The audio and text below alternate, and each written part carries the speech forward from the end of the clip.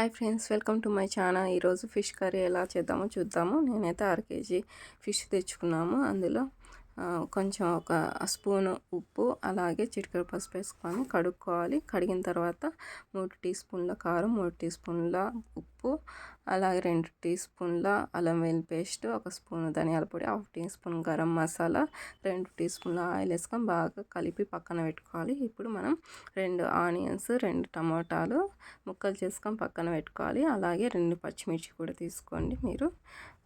అలాగే నిమ్మకాయంత సైజు చింతపండు ముందుగా నానబెట్టుకోవాలి.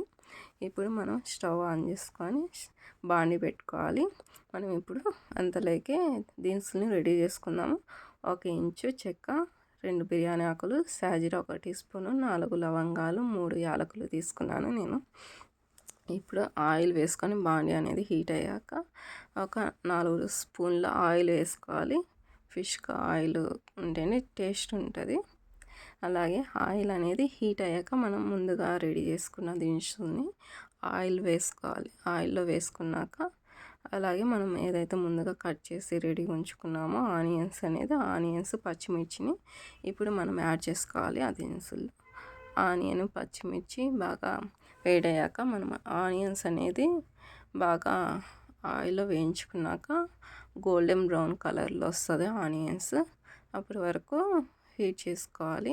తర్వాత గోల్డెన్ బ్రౌన్ కలర్లో వచ్చినాక మనం ఇప్పుడు 2 టీ స్పూన్లు, చిన్న స్పూన్లే నేనైతే తీసుకుంది, మీరు పెద్దదైతే 1 స్పూన్ తీసుకోవచ్చు అల్లం వెల్లుల్లి పేస్ట్ ఆనియన్స్లో వేసుకొని బాండీలో వేసుకొని బాగా ఆనియన్స్ అంతా కవర్ అయ్యేలాగా చూసుకోవాలి.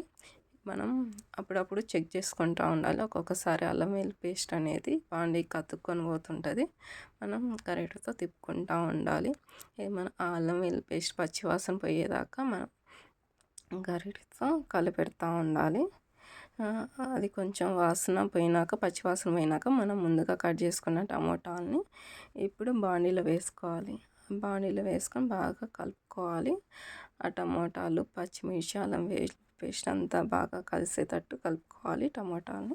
టమోటాలు అనేది మనం ఇప్పుడు కొంచెం మగ్గినాక మనం చింతపండు నానవేసుకున్నాం కదా, దాంట్లోంచి గుజ్జు తీసుకొని నేను ఒక బౌల్లో ట్రాన్స్ఫర్ చేసుకున్నా. మీరు అలాగైనా వేసుకోవచ్చు. బాండీలో చింతపండు రసాన్ని పిండి ఏదైతే నేనైతే బౌల్లో తీసుకుని ఆ చింతపండు రసాన్ని ఇప్పుడు ఆ టమాటాలు మగ్గినాక చింతపండు రసాన్ని వేసుకోవాలి. ఈ చింతపండు రసం అంతా బాగా కలుపుకోవాలి. అది కొంచెం ఒక 5 నిమిషాలు ఉడికిన తర్వాత చింతపండు గుజ్జు అనేది మనం ముందుగా కలిపి పెట్టుకున్నాం కదా చేపలని, ఆ చేపల్ని ఇప్పుడు మనం చింతపండు గుజ్జులో వేసుకోవాలి. ఇప్పుడు చేపల ముక్కలకి చింతపండు గుజ్జు అంతా కలిపేటట్టు తిప్పుకుంటూ ఉండాలి అన్నమాట. చింతపండు గుజ్జు బాగా కలిసేటట్టు చేప ముక్కలు పట్టేటట్టు కలుపుకొని ఒక 5 నిమిషాలు అనేది పక్కన మూత పెట్టాలి. 5 నిమిషాలు మూత పెట్టి పక్కన ఉండని. అలాగే మీ ఫ్రెండ్స్కి, మీ రిలేటివ్స్కి వీడియో నచ్చినట్లయితే షేర్ చేయండి ఫ్రెండ్స్. మనము ఇప్పుడు మూత పెట్టి తర్వాత కొన్ని నీళ్ళు యాడ్ చేసుకోవాలి. నీళ్ళు యాడ్ చేసుకున్నాక మీకు కావాలనుకుంటే ఎక్కువ గుజ్జు కావాలనుకుంటే కొన్ని ఎక్కువ నీళ్ళు యాడ్ చేసుకోవచ్చు. నీళ్ళు యాడ్ చేసుకొని మూత పెట్టుకోవాలి. తర్వాత అలాగే ఆ నూనె అనేది తేలుతూ ఉంటుంది. అలాగే నేను ఇప్పుడు 1 స్పూను ధనియాల పొడి, 2 టీ స్పూన్ల కొబ్బరి పొడి యాడ్ చేసుకున్నాను. మీకు నచ్చితే యాడ్ చేసుకోవచ్చు కొబ్బరి పొడి, లేకుంటే లేదు. నేనైతే కొబ్బరి పొడి యాడ్ చేసుకున్నాను, కొంచెం గుజ్జు వస్తుంది అనేసి. బాగా పెట్టుకున్నాక మనం ముందుగా కట్ చేసి పెట్టుకున్న కొత్తిమీరను కూడా యాడ్ చేసుకొని మూత పెట్టుకోవాలి. ఒక 10 నిమిషాలు ఉన్నాక గ్యాస్ టర్న్ ఆఫ్ 10 నిమిషాలు ఉన్నాక చెక్ చేసుకోవాలి. అప్పుడు నూనె తేలుతూ ఉంటుంది. నూనె తేలినట్లయితే మనకు ఫిష్ అనేది బాగా ఉడికినట్టు.